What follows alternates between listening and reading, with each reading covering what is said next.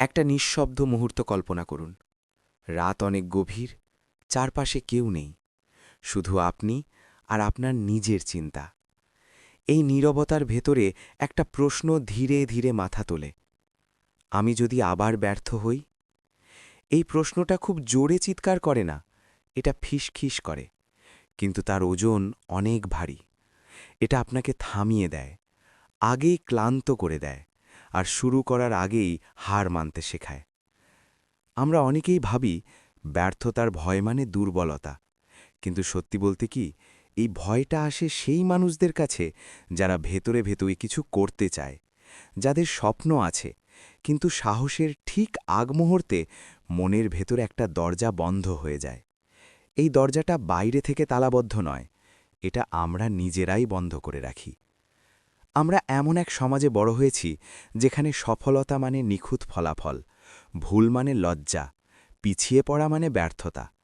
কেউ আমাদের শেখায়নি ভুল করা মানে শেখা, পড়ে যাওয়া মানে থেমে যাওয়া নয়। ফলে আমরা ধীরে ধীরে নিজের ভেতরে একটা অদৃশ্য চাপ তৈরি করি। আমাকে পারতেই হবে, না পারলে আমি কেউ নই। এই চাপটাই জন্ম দেয় ব্যর্থতার ভয়। এই ভয় আমাদের বলে, চেষ্টা করো না, কারণ চেষ্টা করলে হারতে পারো। অথচ না চেষ্টা করলে যে আমরা আগেই হেরে যাই, সেই কথাটা এই ভয়টা কখনো বলে না। ব্যর্থতার ভয় আসলে ভবিষ্যতের কোনো ঘটনা নয়, এটা বর্তমানের একটা অনুভূতি, একটা কল্পনা, যেখানে আমরা নিজেকে অন্যদের চোখে ছোট হতে দেখি। আমরা ব্যর্থতাকে যতটা ভয় পাই, তার চেয়েও বেশি ভয় পাই মানুষ কি ভাববে। এই ভয়টা ধীরে ধীরে আমাদের পরিচয় হয়ে যায়। আমরা নিজেরাই নিজেকে বলতে শুরু করি, আমি এটার জন্য তৈরি নই, এটা আমার দ্বারা হবে না, অন্যরা পারবে, আমি না। এভাবেই আমরা নিজের সামর্থ্যকে প্রশ্ন করতে করতে একদিন নিজের ওপর বিশ্বাস হারিয়ে ফেলি। কিন্তু একটা বিষয় খুব শান্তভাবে বোঝা দরকার। ব্যর্থতা কোনো শেষ নয়, ব্যর্থতা কোনো প্রমাণও নয় যে আপনি অযোগ্য। ব্যর্থতা শুধু একটা তথ্য, একটা অভিজ্ঞতা, একটা অধ্যায়, পুরো বই নয়।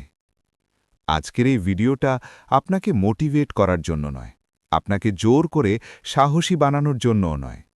এই ভিডিওটা শুধু আপনার পাশে বসে একটু ধীরে কথা বলার জন্য, যাতে আপনি নিজের ভয়টাকে একটু শান্তভাবে দেখতে পারেন, বুঝতে পারেন এই ভয়টা আসলে কোথা থেকে আসে।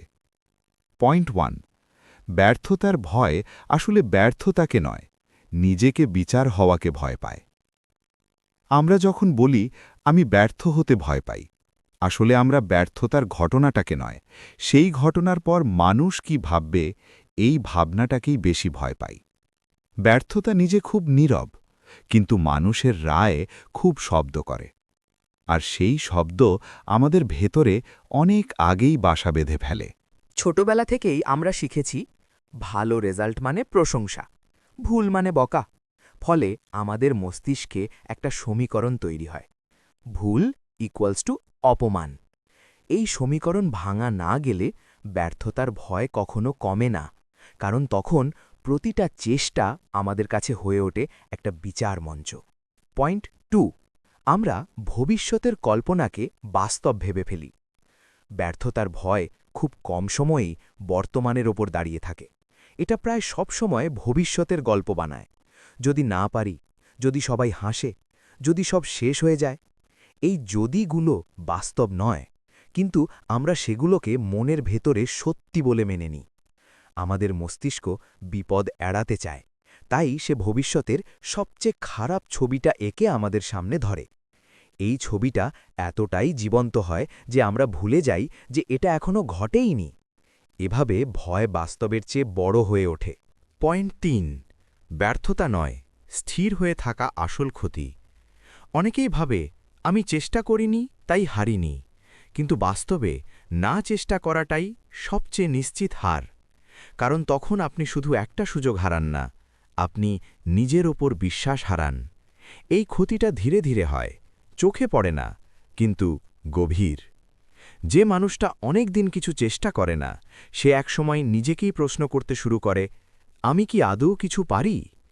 এই প্রশ্নের উত্তর না পেলে মানুষ ভেতরে ভেতরে নিজেকে ছোট করতে শেখে। এটাই স্থবিরতার আসল মূল্য। পয়েন্ট 4, ব্যর্থতা শেখায়, সফলতা শুধু ফল দেয়। সফলতা আমাদের একটা ফলাফল দেয়, ব্যর্থতা আমাদের দৃষ্টিভঙ্গি বদলে দেয়। ব্যর্থ হলে আমরা থেমে ভাবি, কোথায় ভুল হলো, কিটা কাজ করল না। এই ভাবনাগুলোই পরের ধাপে আমাদের আরেকটু পরিণত করে তোলে। যে মানুষ কখনো ব্যর্থ হয়নি সে আসলে কখনো গভীরভাবে শেখেনি, কারণ শেখার জন্য প্রশ্ন দরকার, আর প্রশ্ন আসে তখনই যখন কিছু ভেঙে যায়। পয়েন্ট 5, নিজের পরিচয়কে ফলাফলের সঙ্গে জুড়ে দিলে ভয় বাড়ে। আমরা অনেক সময় বলি, আমি সফল বা আমি ব্যর্থ। এই ভাষাটাই সমস্যার মূল। আপনি কোনো ফলাফল নন, আপনি একটা চলমান প্রক্রিয়া। যেদিন আপনি নিজেকে ফলাফলের চেয়ে বড় ভাবতে শিখবেন, সেদিন ব্যর্থতার ভয় আপনাকে আর ছোট করতে পারবে না। আপনি একটা কাজে ব্যর্থ হতে পারেন, কিন্তু আপনি নিজে ব্যর্থ নন।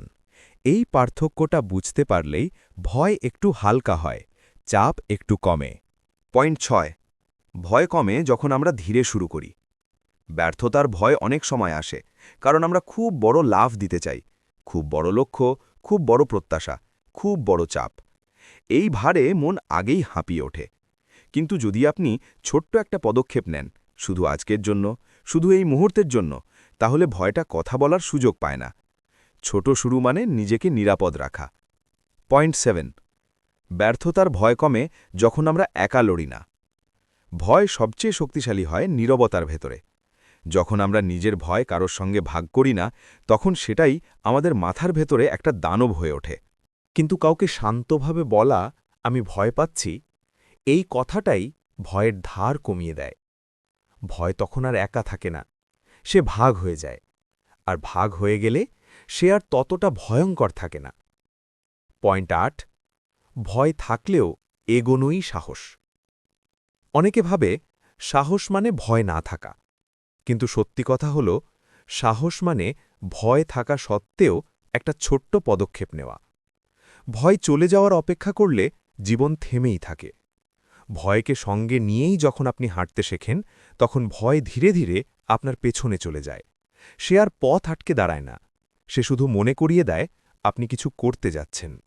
এতক্ষণ আমরা ব্যর্থতার ভয়কে একটা শত্রু হিসেবে দেখিনি, আমরা শুধু তাকে ভালো করে চিনে নেওয়ার চেষ্টা করেছি। কারণ ভয়কে হারাতে গেলে আগে ভয়কে বুঝতে হয়। না বুঝে লড়লে ভয় আরও শক্ত হয়।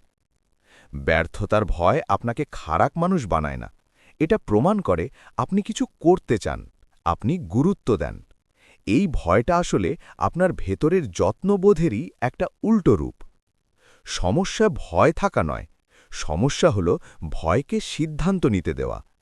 যেদিন আপনি ভয়কে বলবেন, থাকো, কিন্তু তুমি আমার হয়ে সিদ্ধান্ত নেবে না, সেদিন থেকেই আপনার ভেতরের ভারসাম্য ফিরে আসতে শুরু করবে। আজকের এই পুরো কথার একটাই শান্ত শিক্ষা, ব্যর্থতা আপনাকে ছোট করে না, ভয়ে থেমে যাওয়াই আপনাকে থামিয়ে দেয়। এই একটা উপলব্ধি সব কিছুর কেন্দ্রবিন্দু। জীবনের সামনে এগোনোর মানে ভয়হীন হওয়া নয়, সামনে এগোনোর মানে ভয়কে সঙ্গী করেই একটা ছোট্ট পদক্ষেপ নেওয়া। আজ যদি আপনি একটু হলেও নড়তে পারেন, তাহলেই আর যথেষ্ট। এই ভিডিওটা যদি আপনাকে এক মুহূর্ত থামিয়ে নিজের ভেতরের ভয়টার দিকে শান্তভাবে তাকাতে সাহায্য করে, তাহলেই এই কথাগুলোর উদ্দেশ্য পূরণ হয়েছে।